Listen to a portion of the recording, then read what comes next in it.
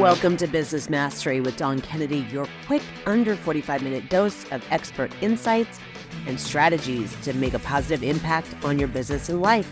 Let's get started.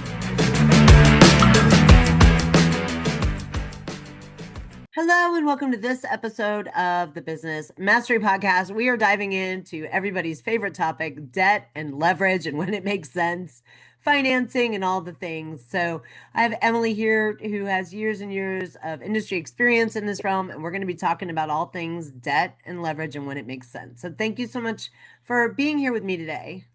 Of course, this is truly one of my favorite topics. I do think when you start talking debt and financing to founders, it's the last thing they maybe want to think about. It's certainly the least exciting a part of running a business, but it's probably one of the most important as well. So I love chatting about these things. I've been in finance now, I used to say for, a decade, and then you actually do the math and you go, it's been longer than that.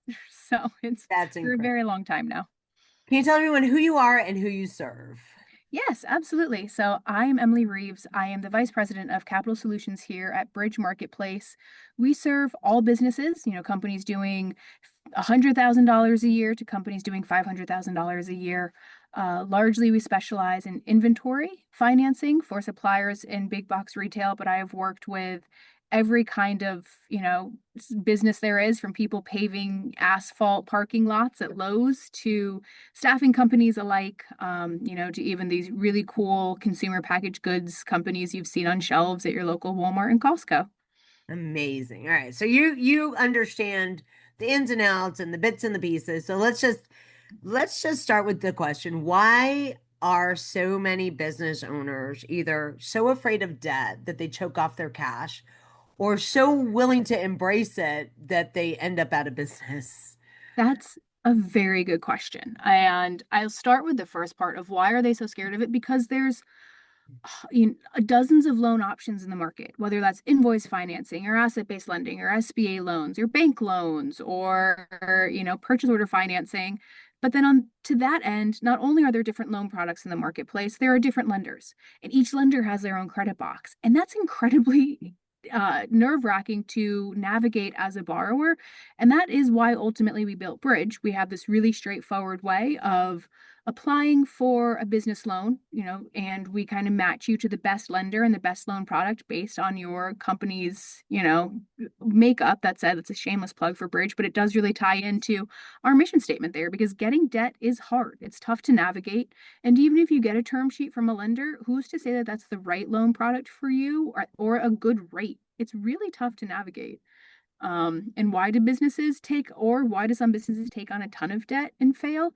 Because they take the easy loans, I would say. Mm. They take these merchant cash advance loans that, the sticker price is really hidden from them. They think they're paying 40% APR. And that's if they're smart, and they're uploading things into ChatGPT and they can kind of see that sticker rate. But depending on when that loan is paid back, that might cost the borrower 100% APR or 200% APR, and they don't realize it. But it's very easy money to get. You can get that cash in a matter of a couple days. And business owners take it because they need to. And that is ultimately a big loan product that puts businesses out of business because they didn't take the time to kind of navigate the market, see what loan options are out there, see what lenders are out there, and spend the time on it because it's not fun. It sucks. Finding debt does suck. It's not an enjoyable process. So we kind of go with the path of least resistance, but that doesn't really help us in the long term. Yeah, I mean the easy cash, if you will, is the one that the other side is also carrying the most risk. So before we go too more into this, let's talk about why there are different rates and why it takes longer to get some products than others, and just kind of set the expectation that we all know the funding is not equal, but Yeah. do we understand just where the extremes are and how they get priced that way? Absolutely. So pricing is typically tied to risk. So your lowest cost of capital right now, and I would like to say that that's a bank loan. And bank loans do exist, but they are kind of this magical, mystical unicorn product that exists in the market. If you want to get a bank loan, hopefully you took out your first credit card with the bank when you were 16 and in high school, and you've had your savings account with them for 2 decades now, and you maybe financed a car and they have your mortgage and they know your, collateral really well. That's how you're going to get a bank loan these days. As a business with, no existing relationship with a bank, unless you're really willing to bring some personal assets and some true meaningful deposits, the bank's going to make more money giving you a credit card. The bank's making more money right now on the cash that they have invested in the markets. So the bank is really not incentivized to cater to small to medium sized businesses because the risk is not worth the reward. They'd love to give Heinz Ketchup $3 billion to finance their business. A medium sized business that needs $5 million, that's not going to happen. Because again, they make more on their interchange fees. They make more with their depository accounts cash being invested in the bond markets. So when the banks kind of fall through, and they really have significantly during COVID, because things really changed. Banks had a ton of money invested in commercial real estate. Yep. And when that market kind of the bottom fell out during COVID, banks had to really shore up their balance sheets because they were sitting on a lot of losses. And so who steps in? The SBA, so the Small Business Administration, as a government guaranteed loan. And that's going to be your second tranche of cheapest capital. But again, that capital is tied to risk. So you have this very cheap cost of capital. How are they going to offset their risk? Well, they're going to collateralize this thing out the wazoo. I like to think that an SBA loan is really just a personal loan tied to your business, because there's a lot of things about SBA loans that business owners don't realize. Not only are you personally guaranteeing this loan, your spouse is going to have to personally guarantee this loan. They're going to want to see outside income on your spouse's side. They also put a lien on your house. So there's going to be a second lien on your house. Should you default on the loan, the SBA can go after your house. You're also going to have to get a life insurance policy for you and any other business owners that are guaranteeing the loan. So the SBA, yes, is guaranteeing it, but if you default, they have a lot of levers to get that money back. And you've now guaranteed the government in your personal loan that you're going to pay it back. And if you default, that affects a lot of things in the long term. You Yes. can't co-sign for other government loans for your kids. So if they need student loans or things like that, if you've defaulted on a government loan, you're not going to get that kind of loan again. So it has major impacts on you as a borrower and your family. And I'm going to jump in here too, because I see the idle loans that were taken out with the PPP loans back. And these have 30-year terms on them. So even though the cost of capital was like 2% or maybe even as high as 4, these SBA products have a 30-year repayment term, which is Mhm. why kind of I think a lot of people took them. But Yeah. if you didn't recover post-COVID, or you had to pivot, or one partner's like, I'm out, good luck getting out of that SBA responsibility, because they will not let a guarantor off. So even if Yep. once one person says, I'm going to pay my half or I'm going to pay my 20%, they're not going to let you out. So Nope. that's another piece of the SBA, because they're guaranteeing that the bank will be made whole, not that you will not fail. That's exactly it. That's exactly it. And you now have this loan for 30 more years. That could be some people for the rest of their lives. And you're Yeah. stuck paying that, and your spouse has guaranteed it. So if something happens, if your life insurance doesn't cover it, your spouse is on the hook or your house is going to be taken. And that's not to say that these are bad loans. They're not, but you need to know what you're getting yourself into, and you need to know what's important to you, and you need to know what you're signing up for. And I don't there are some very good SBA lenders out there. We work with SBA products. We have lots of SBA lenders on our platform. That's not to say that they're all bad, but some aren't as candid up front as to what to expect. So they give you this term sheet and they dangle this, $500,000 in front of you, but you don't really know what comes along with that. And by the time you do, it's a little too late. Right, right. And they are big loans. The SBA generally won't give you a $10,000 or $12,000 Yeah. expansion loan. I mean, they're going to be huge generally. Yeah. They're going to be Um, sizable, and they're going to make sure that your house covers that. They're going to make sure that maybe your spouse's income can cover the loan payments if your business doesn't. That's why they're looking at your personal financial statement. They want to see what other income is coming into the household that can pay down their loan should the business fail. Right. Okay. So the more expensive, so those are the cheaper ways to do loans and business, and those are generally priced lower also, because let's put it in perspective. These businesses that are going for the bank loans have the tax returns and they're looking for expansion, and they're not in an urgent need typically for Yeah. cash because the bank is not in the position generally of okaying loans for distressed businesses. That's exactly right. And to your point again, you need 3 years of tax returns for an SBA loan. And if you don't, they love to do startup loans. They'll let you kind of create this forecast and what you think the business is going to do. But if that doesn't hit the way you thought it would in your numbers, you're still on the hook to pay back the loan they sized in your forecast. So just something to think about. But to Right. your point, there are, more expensive loans in the market. It just depends on what type of business you have and what your options are. And really, it comes down to assets. So if you don't have the cash flow to support a loan like you would need for a bank loan or an SBA loan or the personal assets to support an SBA loan, let's look to the business loans. Let's look to the business assets then. So what does that look like? That's accounts receivables, that's inventory, that's commercial real estate, that's equipment. You need to have some kind of tangible asset. Otherwise, what is a lender lending on? And people love to say, oh, I have this government contract. The government has decided that they're going to pay me $20 million over the course of 6 months, 6 years. I need $10 million to start this because I have to hire my team and bring on the infrastructure. That's not how it works. You certainly need, so you get away from this cash flow based loans and you move into this more asset based lending side of things. So that's accounts receivable financing, that's an asset based lending facility, that's a equipment based financing. And these are all obviously for existing businesses. If you need a startup loan, again, SBA, CDFIs, no one else is really coming to the table with money. You really have to have some cash for your business to kind of get things off the ground, or you bring on investors. And that's when you start to kind of get into this, equity dilution phase of things, which is okay, but that's probably going to be the most expensive money you give up. Not only if you should sell and exit, which is, I think, the goal of most businesses, you're also giving up a little bit of ownership decisions as well. So not only have you kind of diluted your cap table, and, should you sell, the dollar that you took is going to cost you $20 in the future, but you're now not the only person making decisions and truly, literally invested in the business. You have now this kind of business partner who's not there doing the day to day, but they certainly have something to say about the way you're doing things. And it's something to think about as you think about, the cash that you need to run a business. Right.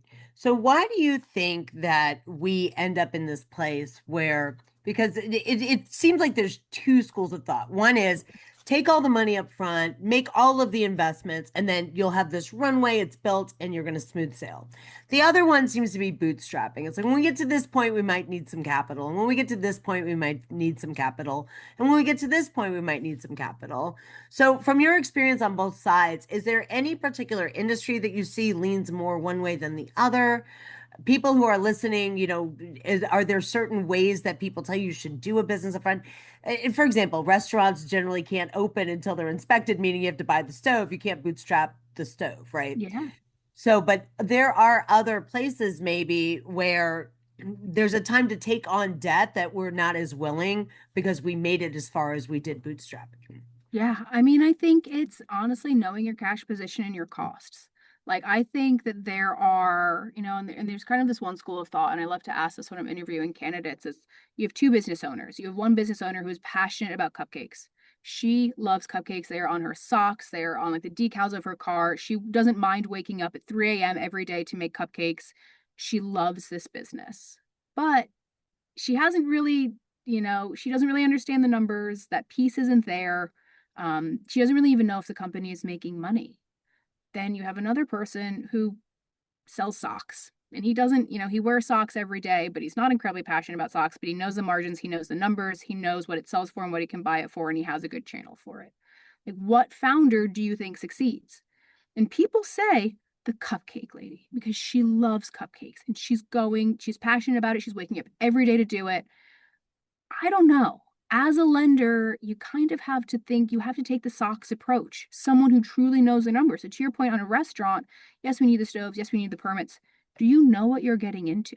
Do you know what your actual costs are? Do you know like the timeline on things? Do you know the runway for permits? Like, having a dream like this, I do truly believe, I talk to so many founders about the American dream, where you can come here with nothing and build something. And there's a lot of luck along the way on that, but there's also a lot of grit and understanding. No one just shows up and succeeds. You have to really put in the work on the back end. So as you think about bootstrapping things, yes, you've bootstrapped it to this point. Is there now a possibility that you can expand, that you can hire more to your team, that there's a true opportunity cost in taking in debt. And I think that's when debt makes sense. So, is there something that you can do with this money that's going to help grow the business, or you think is truly like your debt is going to cost you X amount, but your revenue opportunity is Y and your gross margin is Z? That's how you have to think about debt is what is my opportunity here? Or can I borrow cash? Like don't take debt to take out debt. Yes, it's good to have a rainy day fund, and you never want to be proactive. You always want to be proactive with debt. You never want to be reactive. So you Right. don't want an opportunity that hits you in the face and 2 weeks later you need cash. That's when you get into that MCA world of things. That's where you're taking out cash that's going to cost you, 200% APR, and you're not really thinking about that.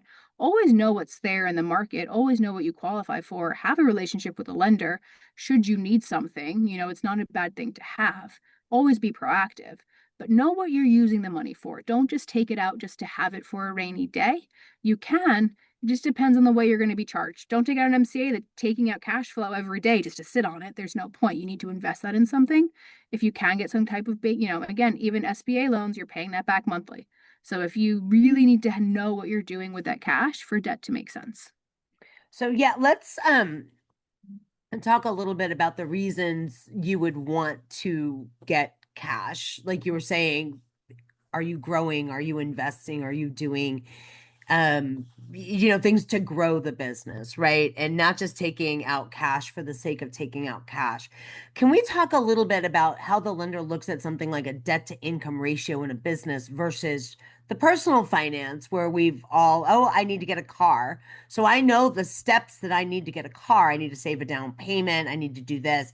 And when I go to get the loan, I do know that, they're going to look at the debt to income and my credit score, Yeah. especially in the first few years of business before you've had your DUNS number. I don't know if people understand maybe what that looks like to have a very heavily leveraged business up front, or what that would look like to a lender if you took out money and you were kind of using it. It was sort of the rainy day fund, but it didn't have a purpose. How does that affect your decision making as a Yeah. lender?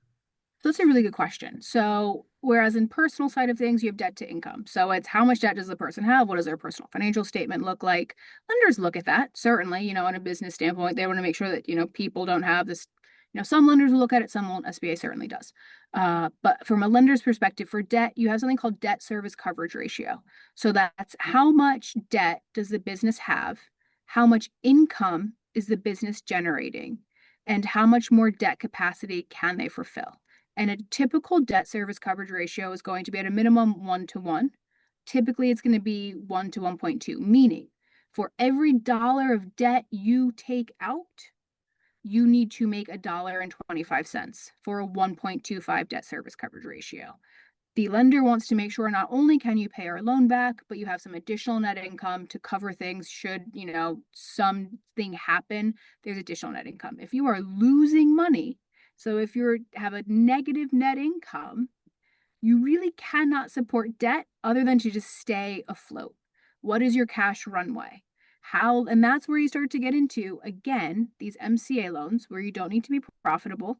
They just care that you can pay the loan back in 3 to 4 months. And that's all, they'll make their 200% APR and they're totally fine with that because they've lent to enough people where they've made quite a strong return. And if you file for bankruptcy, you file for bankruptcy and they don't really care. They've taken out they've already made their investors money back and then some in the first couple of weeks Right. on the loan.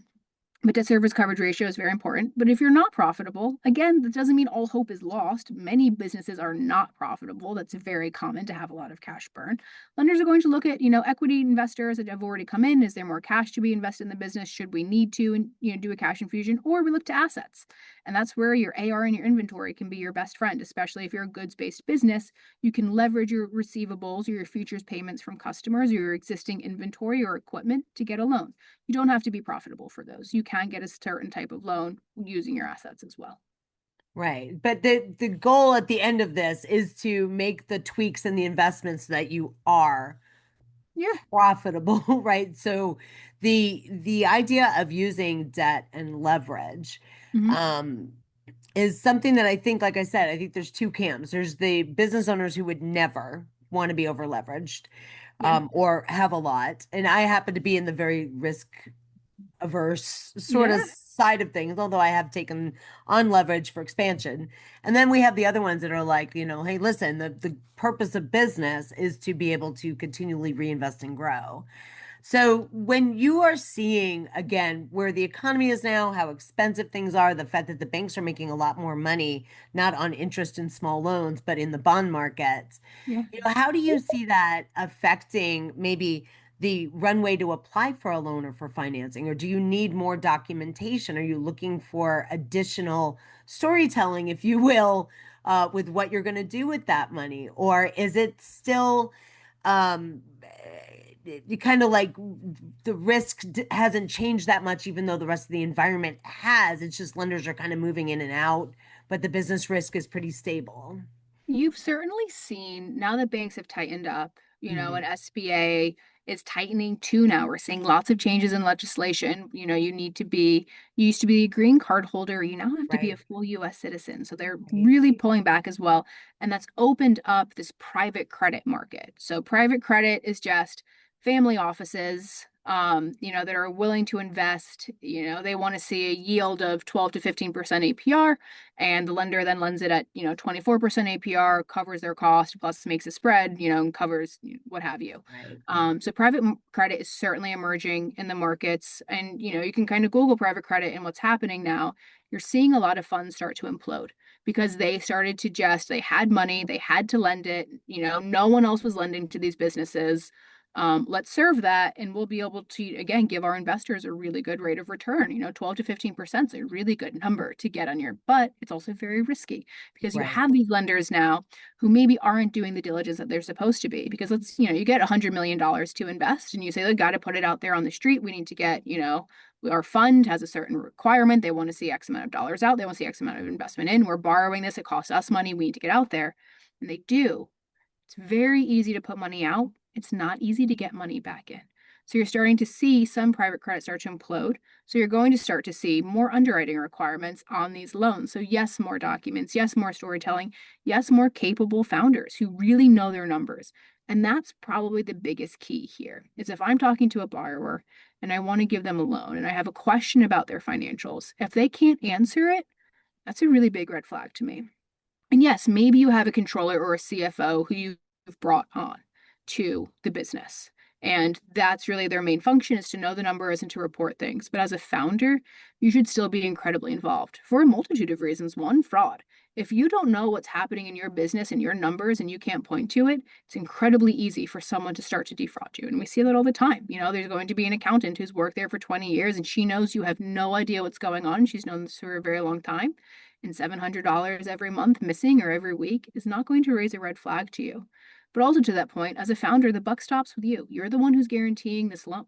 And if you don't know what's happening in your business and in your numbers and why your margins have compressed from 60% to 23% over the last, 9 months, and you don't have a story for that, and that means you don't understand what's happening in your business. And if you don't understand what's happening in your business, how can a lender then have you expect a lender to come in and fund your business? But you don't even know what's happening there. And that's really key. So that's where the storytelling comes in, and numbers tell a story. And if you can't answer and add that anecdotal, kind of commentary on it, we're not calling the controller when things start to go wrong to make us whole. We're calling the founder who's guaranteed this loan. Right. Right. Really great point. So being prepared to even start looking at debt and leverage means you need to have a plan and you should probably give yourself a runway. I do Mhm. want to talk about the really fast cash needs or things that come Yeah. up or opportunities that happen, that have a very short, let's say, runway, like 90 days or something, versus these bigger debts that we want to take on because we have a plan and we want to be able to expand, add staff, whatever. What is sort of the process that you recommend business owners do beyond the go grab the balance sheet, go grab the checkbook, the balance sheet, and the last four tax returns. What is your recommendation to prepare to get debt and leverage when it makes sense to grow the business? Yeah, I mean, I think talking to lenders, like I truly think picking up the phone, everyone's first inclination is calling the bank. And like the bank's not really going to give you money, but you can ask your banker for a recommendation. Bankers love to go out to lunches. They get taken out all the time. They, will happily kind of point you in the right direction of someone that can make sense. But start to do your due diligence, like get to know the debt markets, get to know the products that are out there based on your business. There is, AI and ChatGPT. If you talk a little bit about your business, like it will give you some recommendations on things to do. Like use your resources. Don't be scared of that. Ask other founders in your space or other people in your industries what they've done and get a feel for it. Because I guarantee you'll hear war stories and triumphs galore. And they'll be able to kind of give you something there, but truly start to understand what the market is, what the market looks like, and what the options are that are out there. Get your financials in order, but truly know what you need the cash for, because lenders don't love to just see their cash sit. That's how they make money. So they don't just want to see that you have, $100,000 of their cash that you don't have a balance on. They want to make sure that you know what you're going to be using the funds for. All right. So then the next question, and the one that I know a lot of people are probably thinking, and this is, what happens if you do end up in distress? Or what happens if you start to see things sort of wobbling once you are leveraged or you have debt? Yeah. I want to say that a lot of people don't like to talk about it, or they're very ashamed of it. And I want to get the lender's perspective on how would you handle a business that was maybe heading into distress? Your lender is going to let you know. You probably know, you've hopefully seen it, but your lender is going to know. They're asking for financial reporting. They're seeing how the loan is performing. They're seeing if you're missing payments or if you're having late payments. If you're with a bank, they'll see your cash deposits. They might see negative. Most loans have covenants. So if you're starting to trip your covenants, the bank's going to let you know. To that point, um, lenders have workout departments for a reason. They have to work out loans. This happens all the time. you know, a, no one would, everything in a perfect world, no one would have losses, but there are losses and they do exist. And it is always in your lender's best interest. No one is immediately putting you into bankruptcy. I will say this. No lender is immediately defaulting on your loan and taking you for your personal guarantee and going for the house and the car and the business. No one wants that. Can say it again louder for the people in the car. Yeah, that's fair. No one wants to take over your business. Trust me, not a single, and it might be in their contract. You might see the lender can come in and, take what have you. No lender is in the business of operating businesses. They are going to work with you to the best of their ability and your ability to get this loan paid off. No one wants a loss. Your lender doesn't want a loss. You don't want a loss. Your lender does not want to sue you. It's probably going to cost them more to sue you and to exercise their rights to a personal guarantee than it would for the actual loan to be repaid back. So they're going to work with you. The operations don't just shut down, but in that case, your lender does kind of become your best friend even then, because they are going to continue to support you through this workout, through this hardship, because everyone has the same interest in mind. You want to keep the business going. They want to see their loan be made whole. They don't want to see, anything bad happen to you or the business. They're not going to get paid back. So they will continue to work with you, and they will start to tell you sooner than later. So, very few lenders say, oh, no, it's bad. We're done. It's no, we're starting to see these things. What's going on? What's the plan? But all lenders have workout departments. If they don't, that's where it gets, they don't, no lenders don't, everyone kind of has this workout plan. Everyone's done workouts before. Um, Hopefully, you never want to be a lender's first loss. And if you are, they're not going to do it very well. So you should be okay. Right. Um, Yeah. If you want to use a lender with a little experience. right. So, You should be good. right. Yeah. And the question on that also is, I mean, do you have consultants that you refer people to? Are there, so it's like if, because it feels like a lot of times if your business starts to struggle, our very first instinct is to pull the head into the shell like a turtle Yeah, and not let anybody know I and know. not talk about it. And Hmm. it affects every area of your life. And I can't think of a single business that I am aware of, or I've worked with, or I've even had myself that did not have that season where you're like, uh-oh. Yeah. The perfect storm of all the bad things sort of came over. Um, and sometimes it's unsuspected. Again, the pandemic is sort of that really easy thing to look back at and say, I didn't have a choice, Or really. tariffs, Or there's tariffs, so right? many things that you can't plan on. And it's not personal. And I do think to your point, like there is a lot of shame around it. Like, especially if it was like Yes. a family owned business or a business, that the founder had purchased and things changed. Like you just don't really know what to expect and until you're there.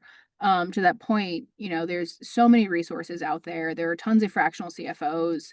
But I think it's truly having an understanding of your business and knowing how and when you can pivot and like not falling asleep at the wheel, like knowing when there are challenges that are going to be coming and knowing how you can, pivot and overcome and the pros and cons of all of those. I think during COVID, everyone started making hand sanitizer. Great pivot, but everyone is doing it. So Right. what is that going to also cost? So just to, thinking things through, having a plan, knowing that like the only constant is change and you're going to have to kind of stay quick and nimble. And I do think having debt sometimes allows you to do that as there are new opportunities that come up or there are chances to pivot and evolve as a business. It's going to have to happen. Kodak is no longer, you see it in big businesses and small businesses. Everyone has these challenges. I think you said something very, very important though, in that it's not personal. It's Um, not. for whatever reason, we tend to take business struggle as if somehow, we're failing. And I think when you see businesses closing, we tend to pity the founder or, feel bad or feel bad about ourselves. And in this debt and leverage conversation, I want to make sure that people understand that there are lenders who do not judge this as a personal failure.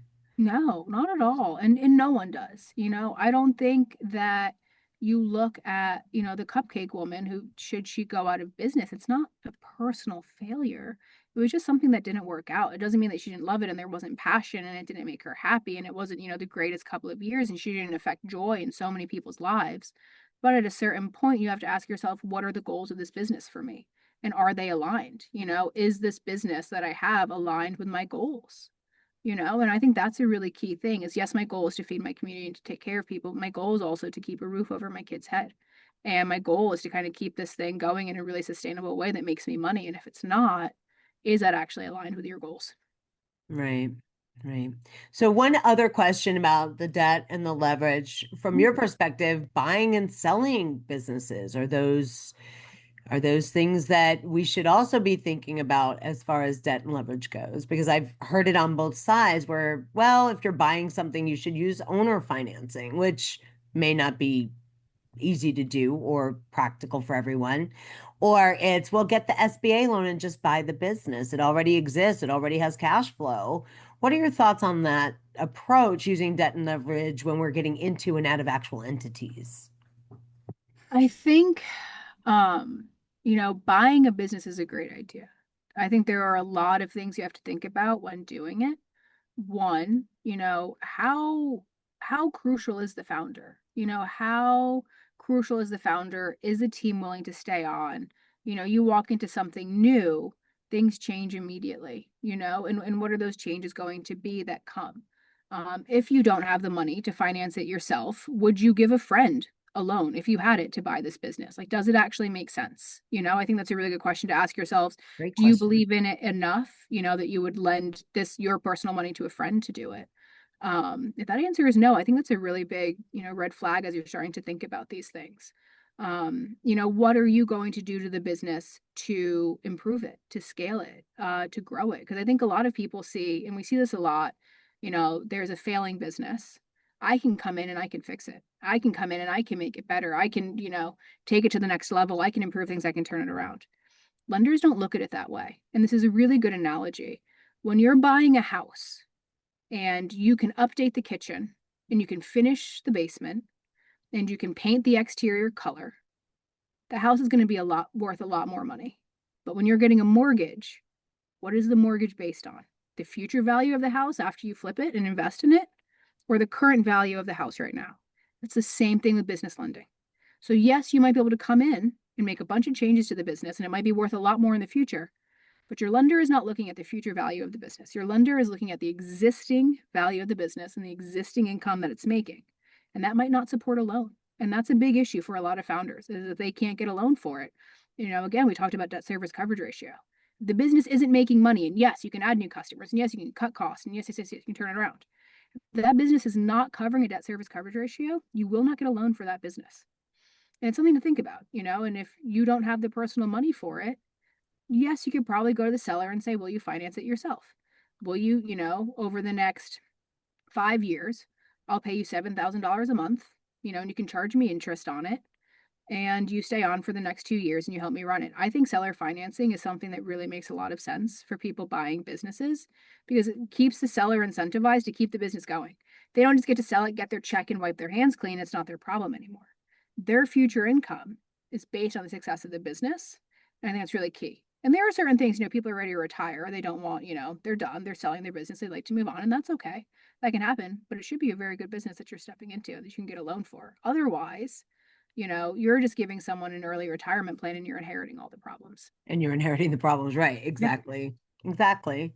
Very, very important. Again, to ask that question, would you give your friend? I've never asked that myself, and it's a pretty profound question. Would I give my personal money to someone else to do it? Yeah. I think that also kind of gets you out of your own head of, most entrepreneurs are pretty risk tolerant. Otherwise, we wouldn't be doing the things, right? So our risk tolerance should be tempered maybe by that question before we're like, I can turn it around. Like you said, they're not going to potentially lend on Exactly. that. Sometimes it's not like, yes, the founder might have the best intentions in the world. Like, yes, again, you can come in and you can paint the business, you can paint the kitchen and you can redo the cabinets, but there might be foundation issues. Yeah. And like, are you prepared to take those on as well? And I do think truly, can this business stand on its own is really what that point of the question is getting to. Like, could your cousin Larry run it? Is it just you who's doing it? You're just the only change? Okay. That's a lot. That's a lot. That's a lot to take on. Yeah, definitely. Definitely. All right.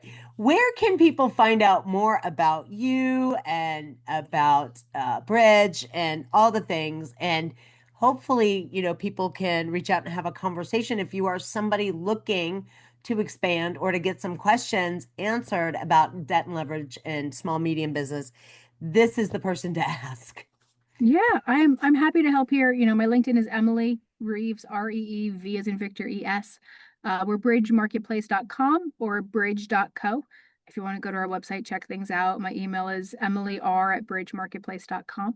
And truly, I'm just here as a resource. I've seen everything big and small, kind of in these last more than a decade, doing this. There's no question that I probably haven't heard before. So, and if I haven't, then I'm even more excited to answer it. So.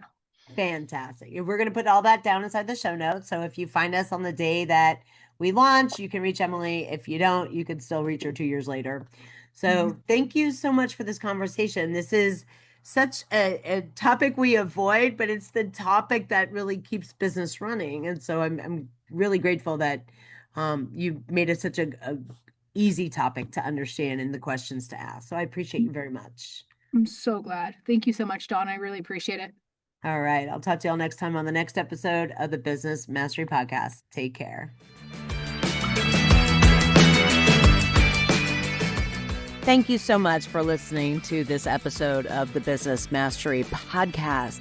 If you want to learn more about me, you can go to dawnkennedy.com, and you can now check us out on YouTube as well as, of course, any of your favorite platforms that host podcasts.